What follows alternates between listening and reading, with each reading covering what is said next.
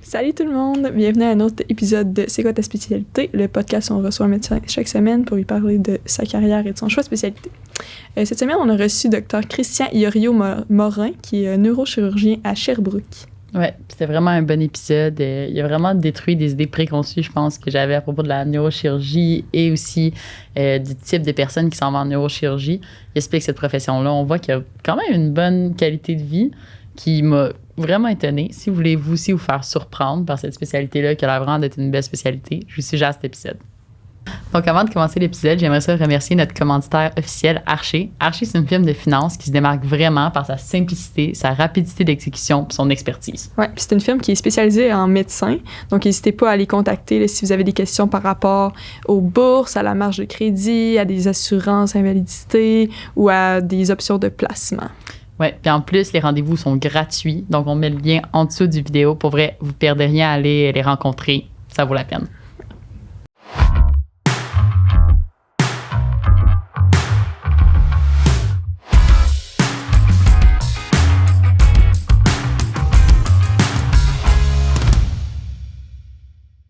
Merci beaucoup, Dr Iorio-Morin, d'être ici, d'avoir accepté l'invitation. Tout le plaisir est pour moi. D'avoir fait la route de Sherbrooke. Ben ouais, ça se fait bien quand même. Ouais. Donc, nous, on aime ça commencer un peu au début de votre parcours, là. Est-ce que vous avez toujours su que vous alliez aller en médecine? Non, en fait, au secondaire, c'était beaucoup trop loin. Je pensais pas vraiment à ça. Puis la réflexion est beaucoup venue au cégep où je me demandais, puis ça a toujours été quelque chose qui me tiraillait, est-ce que je vais en musique puis en art ou je vais en sciences? Au début, c'était pas médecine, c'était juste la science en général.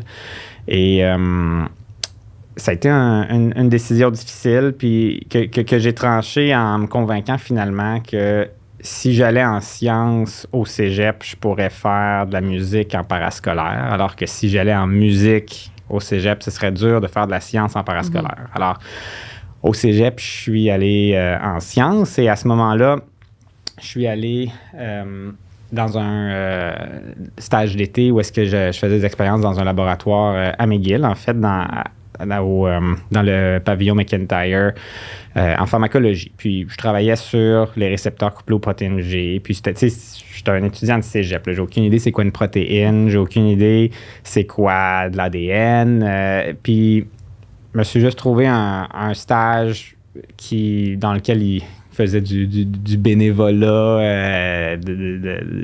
C'est juste un chercheur qui essayait de redonner au suivant. Là, puis il y avait ses étudiants qui faisaient des vraies choses, puis ensuite il prenait toujours un petit étudiant par rapport qui avancera rien des projets, qui rendra rien de très, très pertinent à la fin du stage, mais juste pour faire mousser l'intérêt de la jeune génération. Fait que c'était le laboratoire de Hans Zing. Je ne sais pas s'il est sûrement retraité maintenant.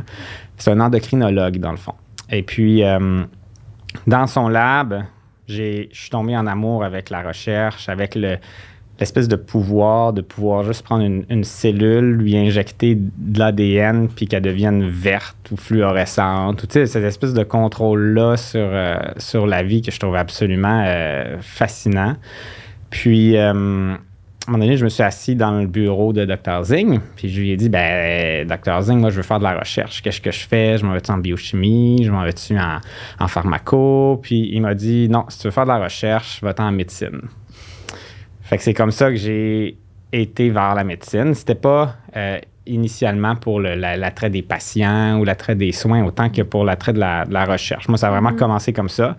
Puis, Dr Zing m'a dit, si tu veux faire de la bonne recherche, fais ta médecine, puis ça va te donner un but. Ça va te donner des patients qui ont des problèmes, qui sont dans ton bureau, puis que tu dois leur dire, je peux rien faire pour vous. Puis ça va être ça ta motivation après ça à faire de la recherche puis développer des nouvelles affaires parce que tu vas avoir un visage sur les maladies que tu essaies de traiter. Fait que ça l'aide à rester pertinent, à rester appliqué, puis ça donne une espèce de motivation. Alors aujourd'hui, je suis un clinicien-chercheur, donc j'ai 50% de ma pratique qui est de la chirurgie, de la clinique avec les patients, mais j'ai 50% de ma pratique qui est purement de la recherche. Puis, ça répond à deux besoins. Tu sais, t'as la médecine au jour le jour qui est extrêmement valorisante. Tu vois les gens, tu les traites, les gens sont contents, c'est le bonheur. Mais au final, jour après jour, c'est toujours la même chose et les gens vont tous mourir quand même éventuellement. Puis après, tu te dis, ben, qu'est-ce qui va rester de ça dans 30 ans? Outre le fait que tu as aidé des gens, là, c'est merveilleux, mais c'est très éphémère puis instantané comme valorisation, alors qu'en recherche, c'est épouvantablement déprimant au jour le jour. Il n'y a rien qui marche, tout est compliqué, mais là, quand ça marche, après une couple d'années que tu travailles sur quelque chose, ben là, ça marche pour toujours, pour tout le monde. Une différence long terme. Oui, fait que là, en recherche, tu as l'espèce de valorisation long terme, puis de dire, ben regarde, ça, c'est un peu l'héritage que je vais laisser pour la société, alors que dans la pratique, ben ce qui fait que comme j'ai le goût de me lever aujourd'hui, puis que je suis pas déprimé parce que comme ça, en clinique, ça fonctionne, alors qu'en recherche, ça marche pas. Tu sais. Ouais. Alors, ça a été très... à droite, à gauche, en zigzag comme ça, sans avoir nécessairement un parcours... absolument très défini là, d'avance. Là. C'était pas décidé. Donc, est-ce que vous êtes rentré après le cégep? Oui. Fait que je suis rentré, j'ai fait mon cégep à Bois-de-Boulogne en sciences nat. Ensuite, je suis rentré directement en médecine à l'Université de Sherbrooke. Mais comme je savais déjà que je voulais faire de la recherche, j'ai fait d'emblée un programme MD-PhD. Puis à ce moment-là, je savais pas quelle résidence m'intéressait. Je savais juste que je voulais faire de la recherche. Alors, je me suis dit... je vais me choisir un sujet de recherche qui n'aura aucun rapport avec la clinique, qui va être le plus loin possible de ce que je vais pouvoir voir en clinique parce que j'avais peur, puis avec raison en rétrospect, que quand je mettrais le pied dans l'hôpital, j'aimerais ça puis je ne voudrais plus ressortir. Fait que je me suis dit, je vais clairer ça tout de suite. Parce que si je mets le PhD à plus tard, je me connais, là, je vais être lâche, je vais abandonner, puis je le compléterai pas. Fait que je suis allé faire un PhD sur la modulation de l'apoptose par les récepteurs couplés aux protéines G. C'est quelque chose que les médecins ne pourront pas m'apprendre. Je suis allé en pharmaco, dans une affaire hyper fondamentale. J'ai appris à transfecter des cellules, faire du génie génétique. Des affaires qu'il n'y a personne dans l'hôpital qui fait au jour le jour, puis qui servent à rien pour un patient. Là, en disant, ben ça va être quelque chose que je ne peux pas apprendre par moi-même. C'est toujours un petit peu ça l'objectif d'une formation. C'est d'apprendre... c'est que l'école t'apprenne des choses que tu peux pas juste apprendre toi-même en lisant. Ouais. Donc, le doctorat, moi, c'est beaucoup comme ça que je l'ai approché. Fait que je suis rentré du cégep en médecine. Je suis allé faire un MD-PhD. J'ai fait mon PhD en pharmaco et ma médecine. Et là, à la fin des études médicales, à l'époque, à l'Université de Sherbrooke, on faisait le LMCC comme en... mais en tout cas, il nous restait comme un stage à option à la fin, après l'examen. C'est comme un examen écrit, ça? Oui, le MCCQE. Okay. Fait que le MCC, fait que l'examen final de médecine, là, dans le fond, il était comme au mois de mai, puis au mois de juin, on avait un stage à la fin, là, juste pour... après. Un petit bonbon. Fait que tu sais déjà que ta résidence, c'est quoi, tu sais déjà tout, puis fait que tu as un stage à faire. Fait que là, nous... tout le monde avait, en tout cas, à ce moment-là, j'étais déjà matché en neurochirurgie, puis la majorité des gens prenaient une espèce de stage d'anatomie là, pour être un petit peu plus relax, puis avancer, dans le fond, dans les programmes chirurgicaux. Puis, pour une raison dont je ne me rappelle plus, le stage a été annulé avec comme 3 semaines de préavis. Donc, je suis arrivé à la fin, j'avais plus de stage, et ils nous ont dit à tout le monde, ben trouvez-vous quelque chose d'autre. Fait que j'étais sur Internet, je cherchais qu'est-ce qui pourrait m'intéresser. Ben c'est ça. Puis là, moi, j'ai toujours adoré l'espace. Okay? À un moment donné, je voulais être astronaute, puis j'ai toujours été fasciné par l'exploration spatiale. Fait que je me suis dit, hey, il y a des médecins qui travaillent à la NASA. Fait que je suis allé sur le site de la NASA, puis j'ai trouvé un stage en médecine aérospatiale à Houston. Fait que j'ai écrit avec 3 semaines de préavis. C'est ça, 3 semaines? Wow. En disant, ben écoutez, auriez-vous de la place pour un stage dans 3 semaines? Et puis, ils m'ont dit, ben non, pas du tout. Fait que là, j'ai écrit à l'Agence spatiale canadienne. qui m'ont dit ah, ben oui, ça pourrait s'arranger, qui m'ont renvoyé à la même fille à laquelle j'avais parlé initialement, qui a dit ah, ben oui, vu que c'est par l'Agence spatiale canadienne. Fait que là, ils m'ont comme pris en stage, je me suis pointé là, et puis je suis arrivé à Houston. Fait que là, c'est mon dernier stage d'externat avant de commencer la résidence. Je fais 2 semaines où est-ce que c'était vraiment de la recherche. Dans le fond, je travaillais sur la pharmacie du vaisseau spatial. Fait que, tu sais, le vaisseau spatial Orion qui est conçu pour aller vers la planète Mars, là, dans les missions éventuelles, ben, moi, j'étais responsable de dire comment on va garder les médicaments dans l'espace pour pas qu'ils expirent. Fait que, tu sais, à quelle température on va les garder, quel taux d'humidité, comment on va les protéger des radiations. Fait que là, pendant 2 semaines, là, je fais ça, puis c'est super plate puis déprimant parce que essentiellement, tu es devant un ordi, tu vois pas personne autour de toi. Ils sont tous partis en congrès, tu sais, à Chicago pour le congrès d'aérospatial. Fait que moi, je suis comme à Houston, toute seule dans un building en béton, à voir personne devant PubMed à chercher la température optimale de conservation des médicaments, tu sais. Fait que là, je fais mes affaires, puis je suis comme vraiment fâché finalement d'être allé, tu sais. Et là, après comme 1 semaine et demie,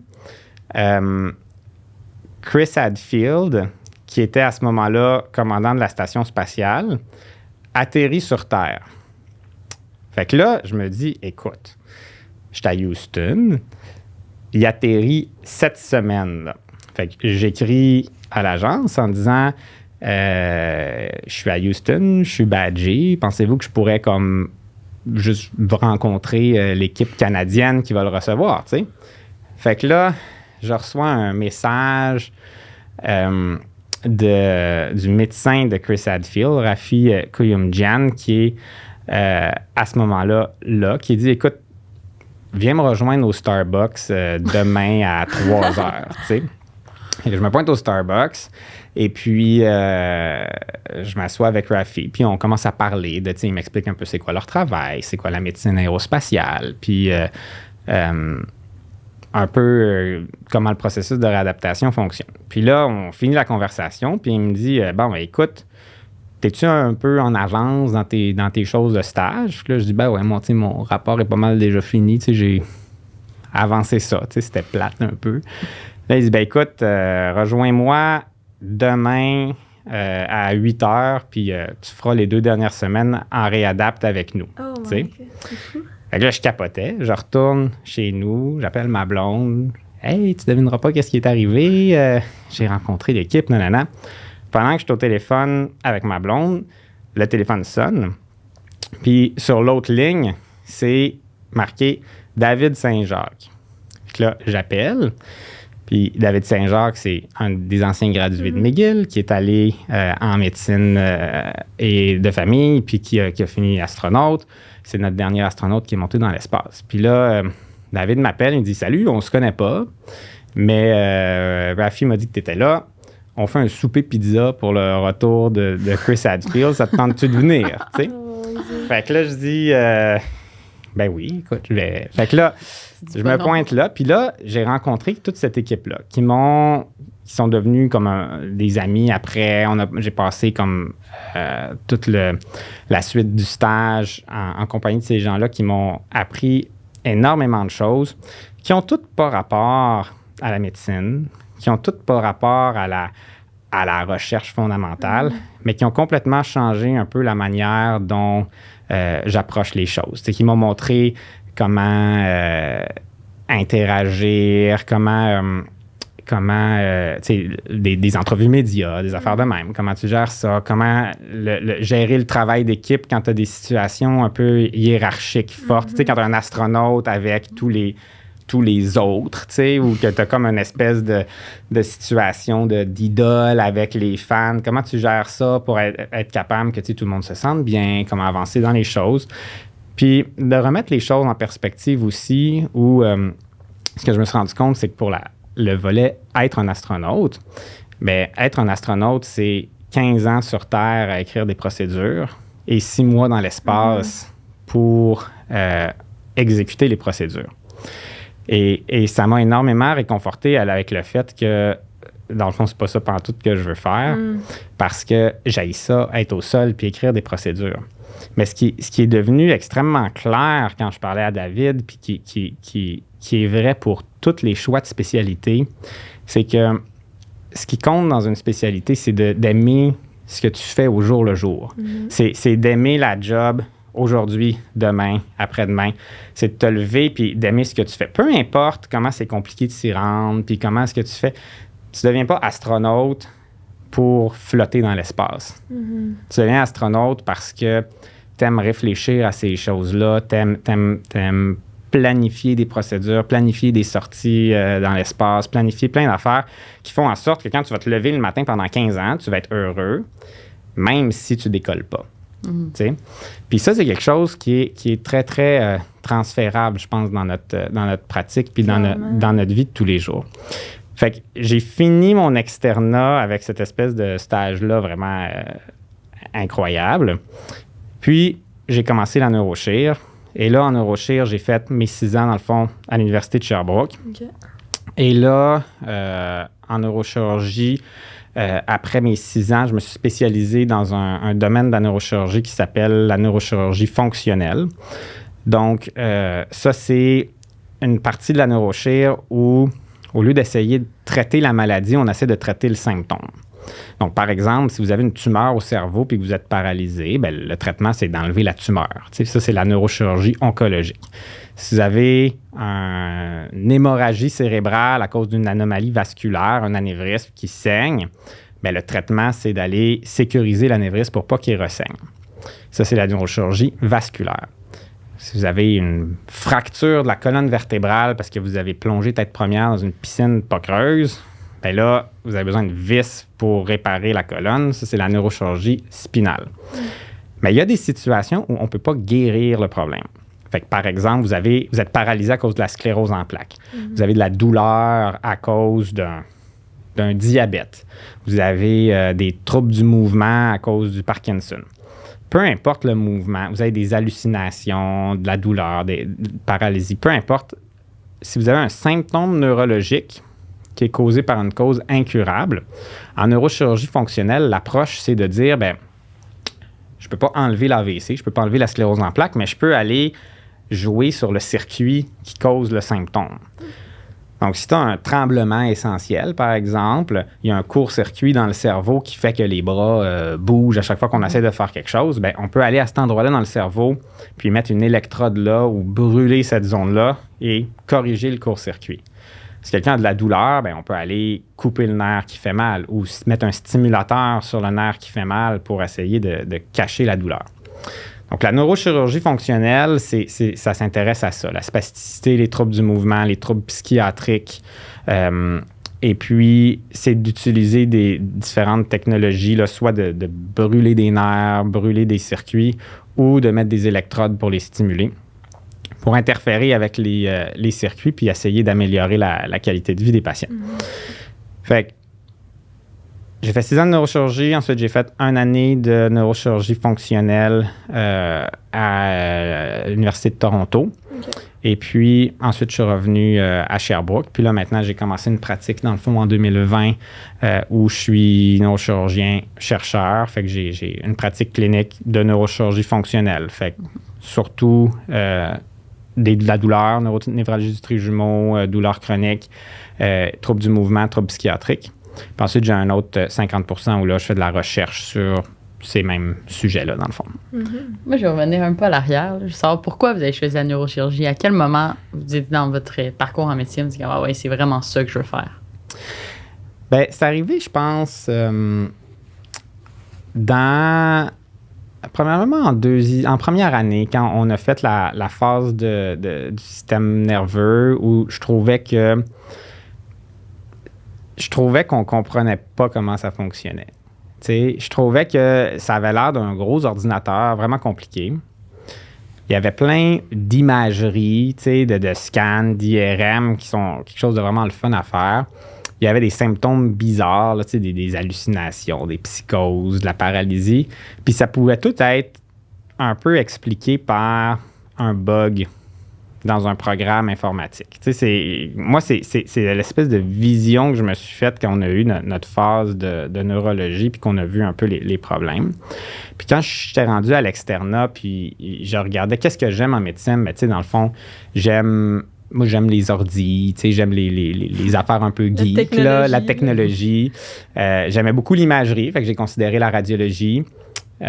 Puis j'aimais vraiment beaucoup la psychiatrie. J'aimais les patients là, que tu regardes, puis t'es comme, il y a quelque chose qui tourne pas. Là. Il y a clairement un court-circuit dans son cerveau. Un patient qui a un trouble obsessif-compulsif là, un peu floride, là, tu regardes ça, puis tu te dis, il y a un court-circuit, là, c'est sûr. Là. La poignée de porte est propre. T'sais, arrête de te laver les mains. La poignée de porte est propre. Mais ils ne sont pas capables de juste accepter qu'ils ne vont pas se faire contaminer. Fait que je regardais ça, j'adorais la psychiatrie. Puis, je trouvais que la neurochirurgie englobait vraiment toutes ces facettes-là. Mm-hmm. C'est une spécialité où on est capable de lire et d'interpréter nos propres images radiologiques. Souvent, quand il y a un trauma qui arrive ou une urgence, le scan est fait. On est dans la salle de scan avec le patient, on regarde les images, puis par le temps que le radiologiste ait fini de l'interpréter puis nous appelle, souvent on est déjà en salle d'opération en train de commencer la chirurgie. Puis là, on parle avec le radiologiste, il nous dit « Hey, t'as-tu vu telle affaire sur le scan? Fais attention, j'ai vu telle veine qui est un peu inhabituelle. » Mais on a déjà, tu sais, on sait déjà qu'est-ce que c'est. Puis c'est le fun parce que dans l'hôpital, ça donne un niveau de collaboration avec ces gens-là où tu sais, quand j'appelle le radiologiste, on a un trait, puis qu'on se parle d'un IRM, on se comprend. On a un niveau de discussion qui est différent parce qu'on ne cherche pas.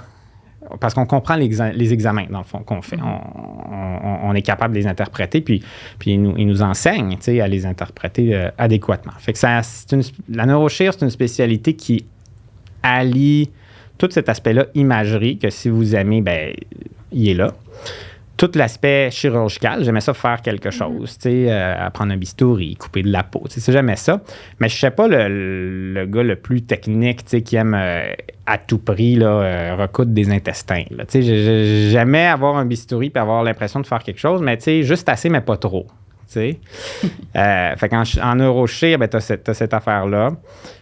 Ensuite, tu as toute la gravité des pathologies qu'on traite. Fait que, tu sais, toute l'espèce d'approche au patient, annoncer que le petit gars est mort dans l'accident d'auto, tu sais, que leur grand-mère ne survivra pas à son hémorragie, que le monsieur a une tumeur incurable.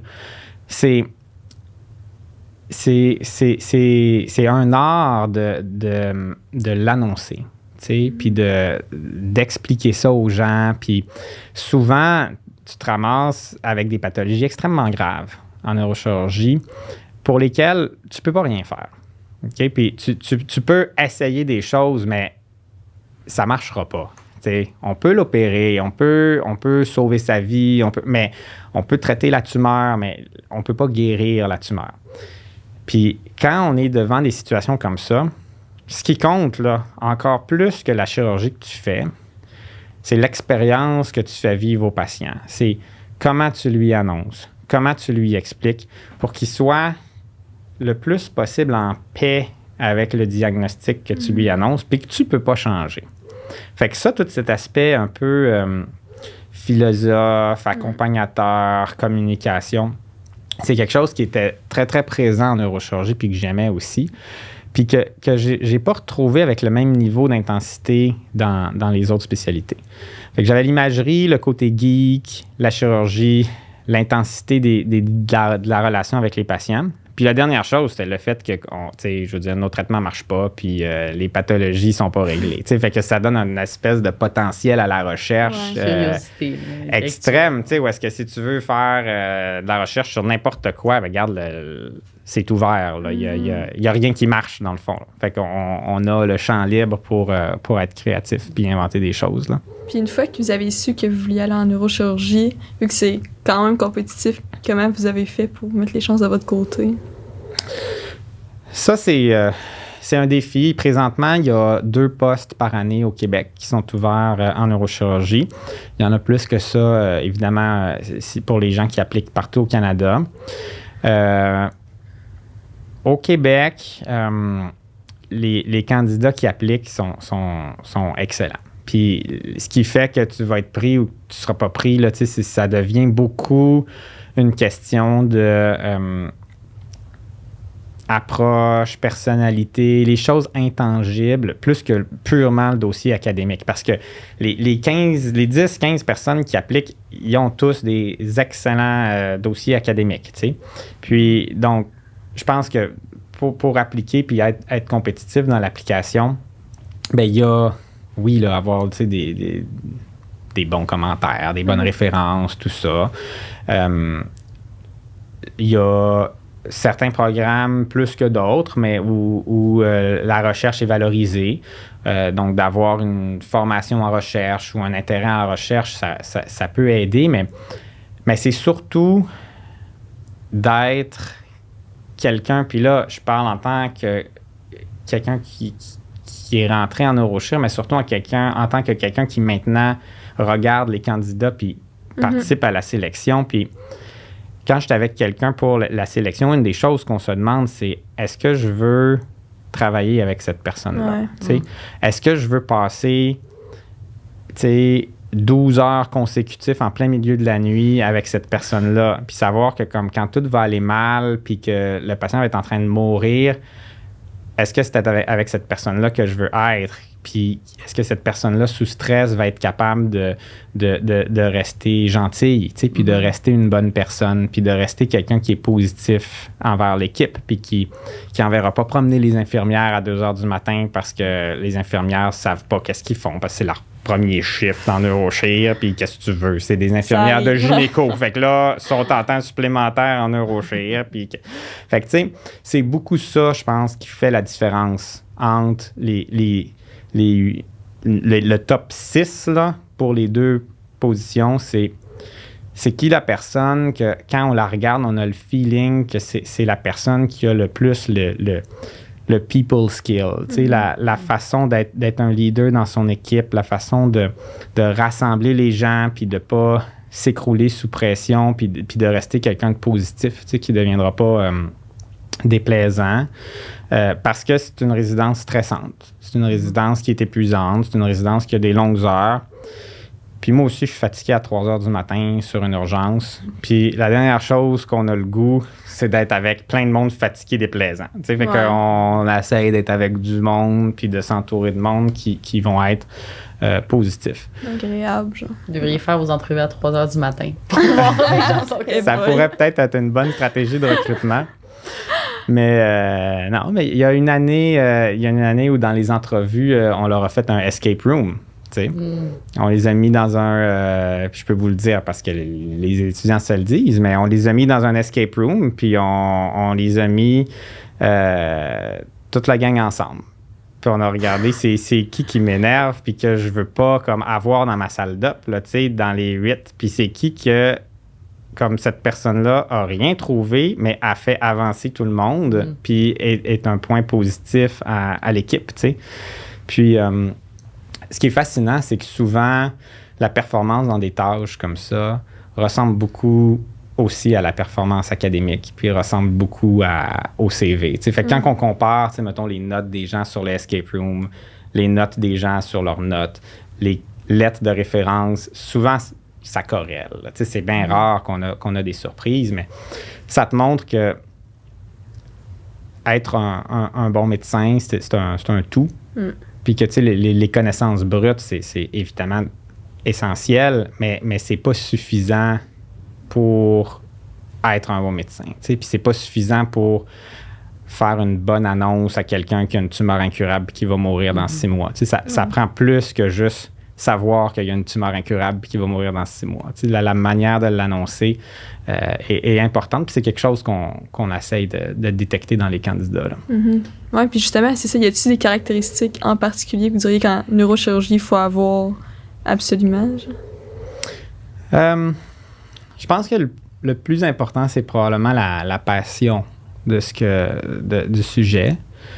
Parce que c'est la seule chose qui fait que les heures sont le fun puis que les gens on reste de bonne humeur. Au sens où si tu n'aimes pas ce que tu fais, tu vas être déplaisant, peu importe si tu es une bonne personne ou pas. Là. Ouais. Moi, je me rappelle le stage le plus difficile que j'ai eu de ma vie, là, c'était mon stage d'externat en pédiatrie. Okay? Pas parce que les heures ou le sujet étaient intellectuellement pire qu'ailleurs, mais juste parce que on était comme en plein milieu de l'été. Personne n'était malade. Okay? L'étage était super tranquille. On avait comme 3 patients. Là. C'était vraiment une semaine morte. T'sais. On avait 3 patients, puis il y avait toutes des choses qui ne m'intéressaient pas tant. Puis là, je trouvais ça pénible là, d'aller les voir, d'écrire ma note, de lire sur leur maladie. Puis on faisait des petites heures, puis c'était pas stressant. Puis après ça, tu arrives dans l'autre stage où est-ce que comme ça pisse le sang, tout va pas bien, il y a 40 patients hospitalisés. Puis là, je voyais pas le temps passer. T'sais. Pour certaines personnes, ça, c'est un cauchemar, mais... Ben oui, mais c'est que le cauchemar, c'est de faire quelque chose que t'aimes pas. Ouais. Tu sais, le cauchemar, c'est pas de faire les heures, c'est pas d'étudier longtemps. Le cauchemar, c'est d'être pris à faire quelque chose qui t'intéresse pas. Puis moi, la pédiatrie, puis j'adore la neurochirurgie pédiatrique, là, mais moi, la pédiatrie, c'était un cauchemar parce que j'aime pas ça, les otites. Tu sais, je sais pas quoi te dire, j'aime pas ça. Puis même si les heures étaient pas grandes, j'ai trouvé ce stage-là plus long que mon stage de neurochir, qui avait des plus longues heures, puis plus de patients, mais que j'en mangeais, puis je voyais pas le temps passer. Fait que je pense que c'est vrai pour n'importe quelle des spécialités. Ce qui compte, c'est d'arriver dans un sujet que t'aimes le sujet, puis t'en manges. Puis c'est ça qui fait que la résidence puis la garde est tolérable. T'sais, personne n'aime ça, là, se lever à 3 heures du matin. T'sais. Mais te lever à 3 heures du matin pour faire quelque chose que t'aimes versus te lever à 3 heures du matin pour faire quelque chose qui t'énerve, bien ça, c'est la différence entre tu vas tomber en burn-out puis tu voudras plus faire ça, puis tu vas être capable de le faire, puis tu vas t'amuser en le faisant. Puis je pense que c'est beaucoup la clé du succès. Fait que pour la neurochir, il faut arriver dans le stage, voir les pathologies, puis se dire comme « Wow, c'est incroyable comme problème, puis j'en reviens pas qu'on est capable de faire quelque chose pour ça. » Puis si tu as cette espèce de déclic-là, je pense qu'après ça, le reste a moins d'importance. Si tu n'as pas ce déclic-là ou qu'il y a un doute, va pas en neurochir. Prends autre chose. Qu'est-ce que vous diriez sur les habiletés manuelles? Est-ce qu'il t'en faut quand même beaucoup ou ça s'apprend bien? C'est une balance. Là, puis après ça, dans la neurochir, il y a des parties plus techniques puis des parties moins techniques. Je pense qu'il faut que tu aies un minimum d'habileté manuelle. Si tu as les mains pleines de pouces, puis que tu n'es pas capable de rien faire, peut-être pas. Mais tu n'as pas besoin d'être le plus manuel de l'univers là, pour faire ça. Parce que la réalité, c'est qu'il y a beaucoup des chirurgies maintenant qu'on fait au bout d'instruments. Comme mettons, moi, en neurochirurgie fonctionnelle, le gros de ce que je fais, c'est tourner des vis, changer des coordonnées, puis on rentre des aiguilles dans le cerveau, mais via des guides. Fait que quand même que tu trembles un peu, c'est pas dramatique. Il y a moyen de calibrer ta pratique en fonction de tes habiletés manuelles. Fait que oui, ça prend des habiletés manuelles. Je veux dire, tu es un chirurgien, tu vas faire des points de suture, tu vas ouvrir la peau, disséquer de l'arachnoïde. Ça prend comme un minimum, mais je pense pas que ça prend un minimum super haut. Contrairement à d'autres spécialités où c'est peut-être plus vrai, par exemple la chirurgie vasculaire, où là, c'est beaucoup plus des points sur des vaisseaux qui doivent être étanches. La neurochirurgie, ça demande moins de précision. Ça demande plus de connaissances anatomiques. Puis, si tu mets ton électrode 1 mm trop à gauche ou trop à droite, ça ne marchera pas. Fait que, ça demande une haute précision. Mais la précision vient des instruments. Okay. Elle ne vient pas nécessairement de ta main que le point doit être exactement là, sinon ça va fuir. Fait qu'après ça, en neurochirurgie, il y a des choses qui demandent plus de dextérité manuelle que d'autres. La neurochirurgie vasculaire, ben là, c'est sûr qu'il faut que tu sois top-notch manuellement. Mais la neurochirurgie trauma ou la neurochirurgie comme moi, que je fais de la fonctionnelle, la précision est fournie par la technique d'insertion puis l'instrumentation que tu utilises et non pas par tes mains. T'sais. La précision vient de ton cerveau puis de comment tu choisis les coordonnées puis de où est-ce que tu décides d'aller. Puis c'est ça qui est un déterminant du succès. T'sais. Fait que je me mettrais pas les habiletés manuelles comme le critère le plus gros dans la sélection. Faut aimer la chirurgie. Il faut aimer le sang, puis faut aimer être dans une salle, puis faire des choses manuelles. Mais pas autant que, par exemple, quelqu'un qui irait en chirurgie cardiaque ou en chirurgie vasculaire. Pas s'arrêter à ça. Oui, c'est ça. Parce qu'en chirurgie cardiaque, chirurgie vasculaire, c'est vraiment juste ça. Là. La valve ne marche pas, il faut changer la valve, puis c'est vraiment un défi technique. En neurochir, moi, 90% des cas que je fais, le défi, c'est pas de faire la chirurgie. Le défi, c'est de décider quelle chirurgie que je fais, puis quel nerf que je vais traiter, puis comment je vais le faire. Puis toute la finesse de la spécialité est dans le choix de la cible, plus que dans se rendre à la cible et faire quelque chose dessus. Fait que tu es dans le raisonnement avant la chirurgie, en fait. Ouais. C'est vraiment intéressant. C'est ça que j'allais demander justement, quelle proportion du temps que vous passez, mettons, en salle d'op versus clinique? Fait que, tu sais, moi, dans ma semaine typique, là, je vais faire une journée de salle d'op, je vais faire une journée de radiochirurgie. Fait que chez nous, dans mon centre, c'est du Gamma Knife.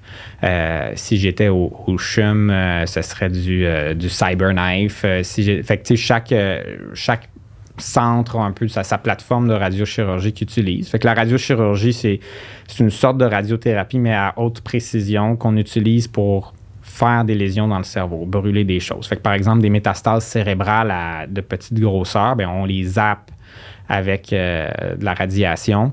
Puis ça, les neurochirurgiens sont impliqués là-dedans autant que les radio-oncologues. C'est quelque chose qu'on partage puis qu'on fait ensemble. Puis les plans sont signés par un radio-oncologue et par un neurochirurgien. Fait que moi, j'utilise un appareil qui s'appelle le Gamma Knife pour brûler des nerfs, traiter des névralgies du trijumeau, brûler des courts-circuits dans le tremblement, dans le Parkinson. Fait qu'une fois par semaine, une journée par semaine, je fais des traitements de radiochirurgie. Une journée par semaine, je fais des traitements en salle d'opération. Une demi-journée par semaine, on a des activités académiques pour le programme de résidence. Fait qu'on donne des cours, assiste à des cours, on fait des examens, on fait des clubs de lecture, des choses comme ça. Et là, le reste du temps, c'est en théorie de la recherche.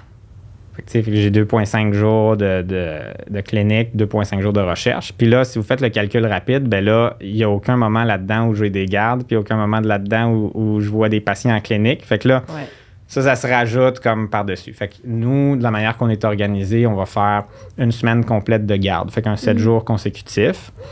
En même temps que ce programme-là. T'sais. Fait que si, je sais pas, moi, je suis en train d'opérer, puis il y a un trauma qui rentre, ben, tu sais, on va rentrer le trauma, puis là, tu sais, je vais m'arranger avec un collègue pour que les deux salles soient couvertes. Si je suis en clinique ou en recherche, puis il y a un trauma qui rentre, ben là, moi, je vais y aller. Puis après ça, on a une équipe de résidents qui nous aide à faire plusieurs choses en même temps, là, tu sais. Donc, ça ressemble à ça, puis j'essaie d'avoir le moins de cliniques externes possible, là. Fait que, tu sais, j'en fais peut-être une par 2 semaines, là, où est-ce que je vais faire une journée complète de clinique externe, où est-ce qu'on voit les patients, on fait des suivis de ces patients-là, on les cédule pour les chirurgies. Puis après ça, j'ai toute une équipe avec moi qui m'aide, fait que, tu sais, des infirmières cliniciennes qui m'aident avec les suivis des patients qu'on a traités, reprogrammer les neurostimulateurs, des choses comme ça qui font vraiment que ça fonctionne puis que l'horaire se tient. Là, fait que sans cette aide-là qui vient des infirmières cliniciennes, je serais pas capable de faire la recherche. Il faudrait que je passe toute la balance de la semaine à faire la clinique. Alors là, on a réussi à se monter un système où est-ce qu'on a des infirmières qui sont incroyables, qui arrivent à tout prendre ça en charge. Puis là, quand il y a des problèmes, ils m'appellent. Mais ça me permet d'être au lab puis d'avancer des choses avec les étudiants. Puis les infirmières, eux, s'occupent des suivis de ces patients-là. Puis là, dans tout cet horaire-là, il me semble que ça a l'air bien chargé. Est-ce que vous êtes quand même capable d'avoir une balance vie à l'extérieur de l'hôpital ou vous passez pas mal tout votre temps à l'hôpital? Oui, ça se passe très bien de ce côté-là. En neurochirurgie, ce qui est plus difficile pour la conciliation travail-famille, c'est la résidence. Mais une fois que la résidence est terminée, quand tu es patron en pratique, là, c'est beaucoup plus facile. Puis la grosse différence, c'est que quand tu es résident, ta job, c'est de t'occuper de tous les patients tous les jours et d'être au bloc tous les jours. Fait que tu opères 5 jours sur 7. Puis avant et après le bloc qui est de 8 à 4, bien là, tu gères tous les patients hospitalisés. T'sais. Fait qu'il faut commencer tôt, puis ça finit tard. Là. Nous, à Sherbrooke, pendant ma résidence, habituellement, on commençait à 6h30, 7. Et puis, on essayait d'être parti pour 5h30, 5h45. Fait que ça fait des grosses journées. 6h30 à 5h30, c'est 11 heures. Là. Fait que ça fait des grosses journées. Et ce qui est le plus difficile, c'est que tu n'as pas de contrôle sur ça. Fait que si tu arrives une journée, puis là, le patron a décidé aujourd'hui, nous allons faire un méningiome. On en a pour 20 heures de chirurgie. Mon record avec Dr. Effendi sur une chirurgie de la base du crâne, c'était 27 heures consécutives. De chirurgie? 27 heures consécutives. J'ai aucun plaisir à faire des choses comme ça. Sans pause. Ben, dans le fond, on était 2, fait qu'on alterne, tu sais, tu vas faire pipi, manger, puis ensuite, là, tu prends le cas, puis là, l'autre s'en va faire pipi, manger, faire des téléphones, puis tu sais, t'alternes comme ça. Oh, wow. Moi, j'ai aucun plaisir à faire ces affaires-là. Mais c'est pas ce que j'ai choisi dans ma surspécialité. Fait qu'en base du crâne, il y a des cas comme ça qui sont infinis, là, puis que tu peux juste s'opérer pour toujours sur le même patient. Fait que ça, si c'est ce qui t'allume, ben, tu vas en chirurgie de la base du crâne. Puis il y a une infinité de cas possibles où on peut faire ça. En neurochirurgie fonctionnelle, il n'y a pas ça. Là, en oncologie standard, les cas durent environ 4 heures, puis tu en fais 2 dans la journée, puis ça va bien. Mais la grosse différence, c'est que quand tu es patron, si ton fils a une partie de soccer à 6 heures, ben, tu peux décider qu'aujourd'hui, je ne me mettrai pas de cas qui finit à minuit. Tu comprends? Je vais mettre des cas qui finissent tôt, puis des cas qui sont courts, puis pas trop stressants. Puis s'il faut que je parte demain en congrès ou que je suis dans un lendemain de garde, ben, je vais me mettre des cas qui demandent un peu moins de concentration. Puis quand j'ai un gros cas complexe, ben, je ne me mettrai pas de clinique la veille, où je vais me mettre... Fait que tu peux organiser ton horaire pour que ça soit agréable. C'est un contrôle que tu as sur ta vie quand tu es en pratique que tu n'as pas quand tu es résident.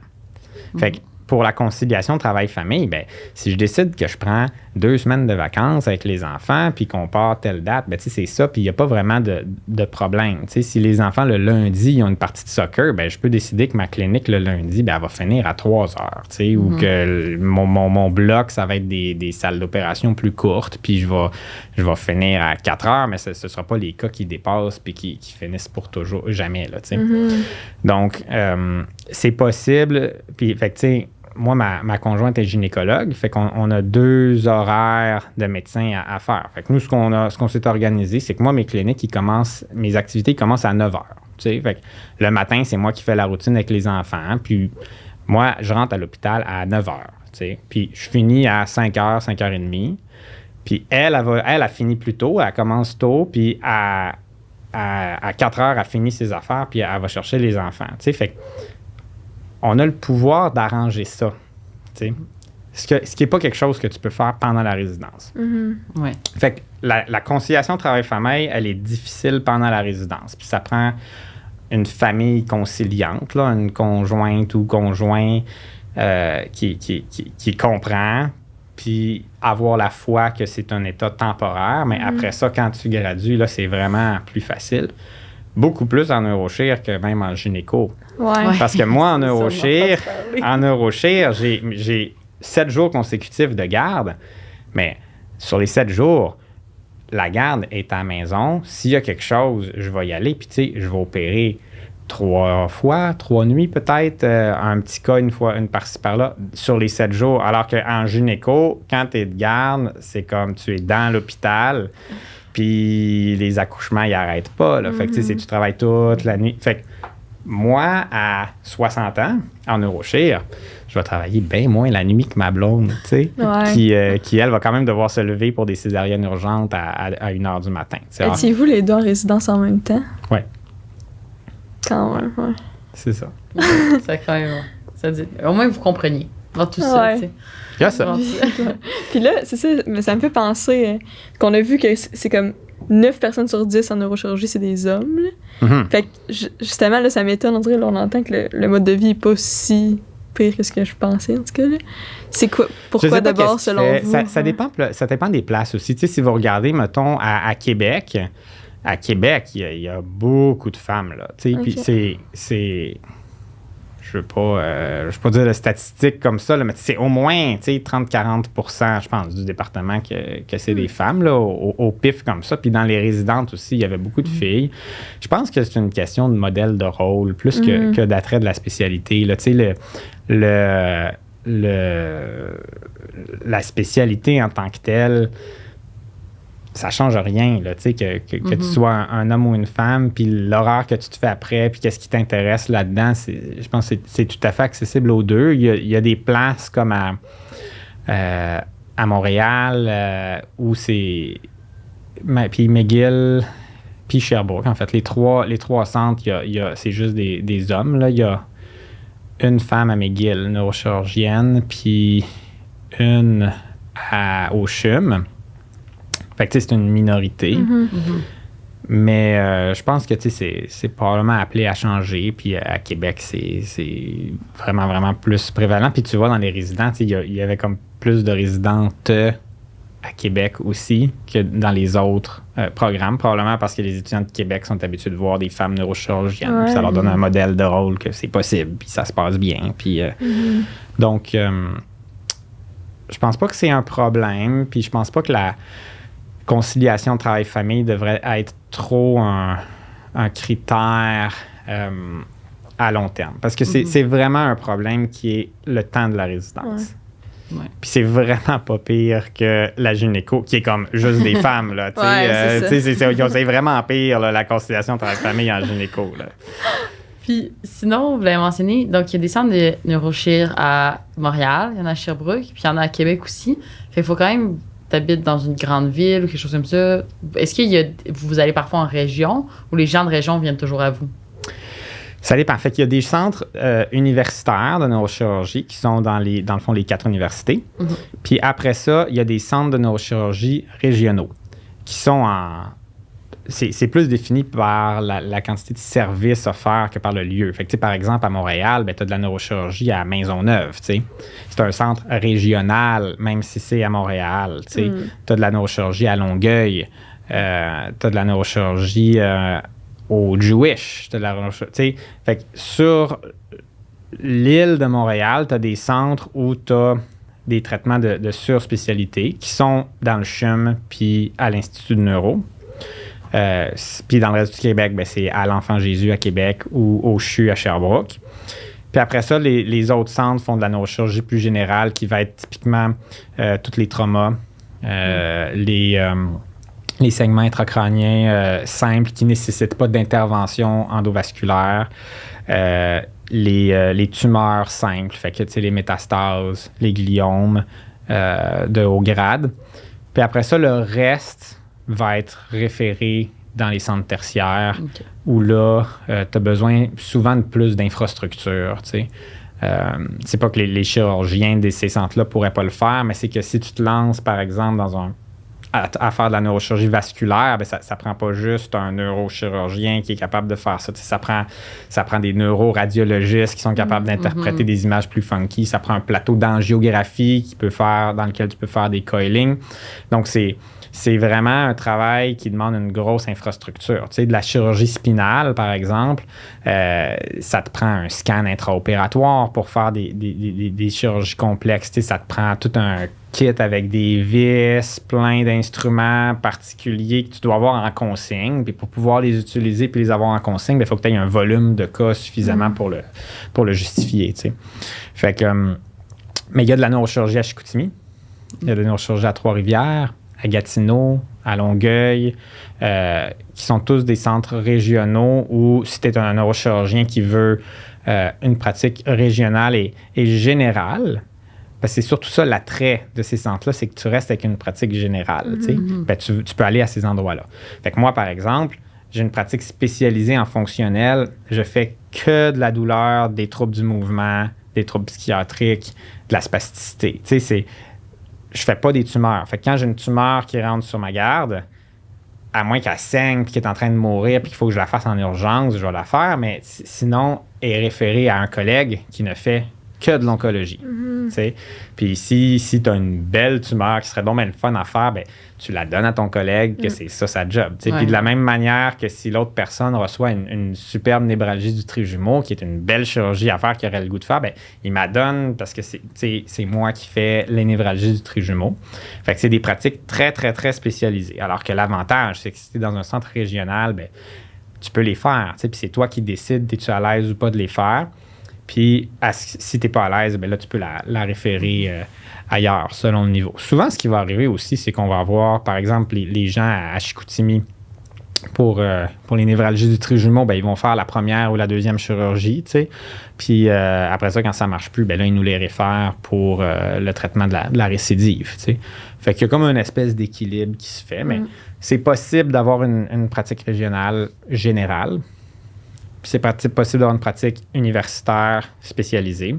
Ce qui est plus possible, c'est d'avoir une pratique universitaire générale. Oui, comme dans beaucoup de spécialités, là, je pense maintenant. Ouais. Puis je vais revenir un peu à votre sous-spécialité. Tu sais, vu que c'est pas nécessairement qu'il y a des conditions que vous pouvez comme avoir une cure complète, est-ce que vous êtes quand même capable d'avoir une grosse différence pré-pause? Mettons, avez-vous un cas en tête là, particulier? Ben, en fait, ça a été tout le débat de la chirurgie, en fait, pendant la pandémie. Parce que les chirurgies qu'on fait en chirurgie fonctionnelle, c'est souvent des chirurgies qui... Fait que prenons, par exemple, un tremblement essentiel. Okay? J'ai un patient, c'est un chauffeur d'autobus pour la Société de transport de la ville de Sherbrooke. Okay? Il y a un tremblement épouvantable. Puis là, il ne peut plus conduire l'autobus. Okay, à cause de son tremblement. Fait que là, il est en arrêt de travail, en invalidité permanente, puis le gars, il a 50 ans. Il ne va pas mourir de son tremblement. Il n'y aura pas de préjudice à ce qu'il y ait un délai dans le traitement de son tremblement. Mais ce gars-là, avec une chirurgie de 6 heures, il va arrêter de trembler. Puis il pourrait retourner travailler. Pour lui, c'est comme la plus grosse différence. Fait que pour lui, c'est toute la différence du monde. Tu ne diminues pas la mortalité, tu ne diminues pas sa consommation de narcotiques, mais ce gars-là, tu le retournes au travail, puis tu lui redonnes 15 ans de vie de qualité. Versus un patient qui aurait, par exemple, un glioblastome, qui est une tumeur cérébrale incurable.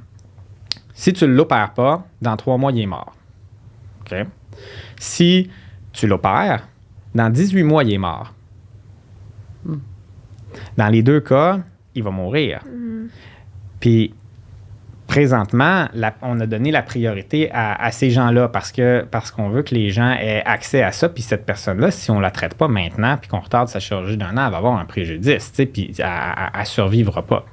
Mais d'un point de vue plus froid, si on s'éloigne puis qu'on regarde ça d'un point de vue là, purement le bénéfice pour la société, on serait pas mal plus gagnant de mettre nos efforts dans le gars de 50 ans qui peut retourner travailler pendant 15 ans que dans le glioblastome déjà retraité qui va mourir de toute façon, mais qu'on lui donne 12 mois. Fait que c'est un débat, puis un dilemme éthique impossible à résoudre, parce que tout le monde mérite d'être traité. Tout le monde mérite d'être traité. Mais puis le bénéfice de sauver la vie de quelqu'un pendant 12 mois de sa tumeur incurable est beaucoup plus concret et clair que de dire, t'arrêtes de trembler parce que, c'est un problème, trembler dans la vie. Mais arrêter de trembler puis de retourner au travail pendant 15 ans, ben, tu sais, comme il y a une espèce de cumul de qualité de vie améliorée qui est extrêmement important. Fait qu'en chirurgie fonctionnelle, on a beaucoup cette question-là pour la douleur, puis les troubles du mouvement particulièrement, parce que c'est des gens qui, souvent, pourraient retourner travailler, tu sais, quand ils sont bien traités. Puis moi, il y a rien qui me valorise plus que d'avoir quelqu'un qui est complètement invalide, puis tu lui fais son traitement, puis là, bang, elle redevient fonctionnelle, tu sais. Ouais. Autant pour la société que pour cette personne-là, tu sais, sa qualité de vie. Ben oui. Puis, fait quand on traite un tremblement, on guérit pas le tremblement essentiel, au sens où il y a encore une maladie dégénérative qui va continuer de progresser. Puis, mais on le recule de 15 ans dans l'évolution de sa maladie. Fait qu'on lui redonne un autre 15 ans avant qu'il revienne à l'état dans lequel on le rencontre. Fait que c'est quand même c'est spectaculaire. Puis quand on le fait avec des électrodes, la stimulation cérébrale profonde, vous chercherez ça si ça vous intéresse. Là, Deep Brain Stimulation, DBS, là, ça fait des vidéos vraiment cool parce que le patient peut se mettre à on ou à off. Fait que là, il se met à off, puis là, il tremble comme ça, puis il peut pas rien faire. Il se met à on, puis il arrête de trembler, là, pouf, direct. T'sais. Puis dans la salle d'opération, tu le sais quand tu es à bonne place parce que quand tu allumes le courant, puis le patient, il arrête de trembler. Puis c'est la première fois depuis 20 ans qui est capable de prendre un verre d'eau sans en renverser, ils se mettent systématiquement à pleurer. C'est sûr. C'est tellement des beaux moments. Puis tu le sais dans la salle d'op que tu as trouvé le bon spot dans son cerveau quand le patient se met à pleurer, puis il dit hey, regardez ça. Tu sais? Fait que c'est des moments qui sont vraiment, vraiment le fun. T'sais. J'ai une patiente qui a 40 ans, ça fait 20 ans qu'elle a un tremblement. Elle a une petite fille de 8 ans, puis un mois après sa chirurgie, je l'avais suivie, puis elle me dit c'est la première fois de ma vie que je peux brosser les cheveux de ma fille. Tu sais? Fait que c'est ça que ça change, dans le fond. Est-ce que ça sauve des vies? La réponse, c'est non. Mais tu sais, c'est quoi la vie? C'est quoi la vie? La vie, c'est aussi vivre, tu sais. Puis c'est ça que la chirurgie fonctionnelle permet. Puis tu as des chirurgies comme ça dans toutes les spécialités. Là, le concept des chirurgies fonctionnelles en neurochirurgie, c'est ça, mais ça existe aussi des chirurgies fonctionnelles dans les autres domaines où mettons, des patientes qui ont des descentes de vessie, ils vont les remonter de certaines façons pour qu'ils arrêtent de se faire pipi dessus. Tu sais, il y a plein de chirurgies fonctionnelles. En orthopédie, ils ont la même chose. Tu sais, des gens qui ont de la spasticité ou des courbatures tellement épouvantables qu'ils ne peuvent plus fonctionner, mais ils vont casser les os, faire des arthrodèses pour que fonctionnellement, ils soient capables de s'habiller ou faire des choses. Fait que ce concept-là existe dans toutes les disciplines, mais c'est un petit peu moins connu, puis c'est extrêmement valorisant puis le fun à faire. Là. Sinon, est-ce que vous avez un dernier conseil à donner aux étudiants qui, comme nous, ne savent pas trop ce qu'ils veulent faire, dans quoi ils veulent aller? Je dirais, allez-y avec le domaine que vous pensez que quand vous allez vous lever le matin, vous allez avoir le goût de voir cette pathologie-là. Puis, mettez pas trop d'emphase sur la logistique, puis c'est difficile de m'y rendre, puis qu'est-ce que ça prend comme prérequis, puis c'est quoi les heures, puis c'est quoi le... Je pense que ce qui compte le plus, c'est d'aimer ce que vous faites, puis d'avoir des patients puis des maladies que quand vous les voyez, vous avez le goût de les traiter. Puis après ça, la logistique puis l'horaire, ça s'arrange. Vous pouvez faire votre propre horaire quand vous êtes en pratique. Vous pouvez décider que vous allez faire plus de recherche puis moins de chirurgie. Vous pouvez décider que vous n'en ferez pas de la recherche puis vous allez faire juste de la clinique. Vous pouvez décider que si vous, ce qui vous intéresse, c'est le côté humanitaire, bien, vous allez faire cette maladie-là au Nunavut ou en Afrique ou peu importe. Mais ce qui compte, c'est quoi la maladie puis la clientèle que quand vous les voyez, vous avez le goût de faire quelque chose puis que leur problème vous allume puis que vous avez le goût de le régler. Puis si vous arrivez à trouver ça, bien, la spécialité va s'éclaircir. T'sais? Puis ensuite, la logistique, ça s'arrange, ça. La résidence, c'est un moment à passer, mais après ça, quand la résidence finit, vous avez un contrôle sur votre pratique. Puis je regardais justement la liste de vos podcasts, puis les gens en médecine de famille qui avaient plein de pratiques différentes, puis ça se personnalise, ça, même dans les spécialités. Fait que dans les spécialités, vous pouvez dire que vous allez faire juste de la pédiatrie, vous allez faire juste de la douleur, vous allez faire juste des troubles psychiatriques en neurochirurgie, là, tu sais, ou en neurologie. Fait que commencez par trouver quel malade vous ne serez pas exaspéré de voir tôt le matin quand vous n'avez pas dormi la veille, là. Quelle maladie vous vous levez puis vous vous dites « Hey, ça, c'est vraiment un problème que j'aimerais régler. » Puis la spécialité va venir après. Puis il y aura plusieurs spécialités qui s'y prêtent. Tu sais, si ce qui vous fait triper, c'est je sais pas moi, l'AVC. Bien, l'AVC, ça s'approche en radiologie. L'AVC, ça s'approche en neurointervention. Ça s'approche en neurologie. Ça s'approche en physiatrie pour la réadaptation de l'AVC. Ça s'approche en orthopédie. Tu sais, pour la correction des contractures. Fait que trouvez la maladie qui vous intéresse, puis ensuite, les spécialités vont devenir claires. Ça va tout se placer de même. Excellent. Puis vous disiez qu'à votre laboratoire, vous cherchez des fois des étudiants, c'est ça? S'il y en a qui sont intéressés, ils peuvent... Le laboratoire, on travaille sur plusieurs projets, notamment un peu toutes les techniques dont je vous ai parlé, le gamma knife, la stimulation cérébrale profonde. Puis, un des gros pans de recherche qu'on a, c'est d'utiliser des électrodes pour restaurer la fonction neurologique après des traumas médulaires. Fait que faire marcher des paraplégiques avec des stimulateurs, avec des ordinateurs. Okay. Donc, c'est des programmes de recherche qui sont en cours. Fait que si vous avez des auditeurs qui sont intéressés, on recrute toujours des PhD, des maîtrises, puis des stagiaires. Là. Donc, écrivez-moi, puis... Parfait. Pour les auditeurs, vous pouvez nous contacter. On pourra vous transmettre le email si ça les intéresse. Excellent. Bien, merci beaucoup. Ça a été merci à vous. Tout le plaisir pour moi.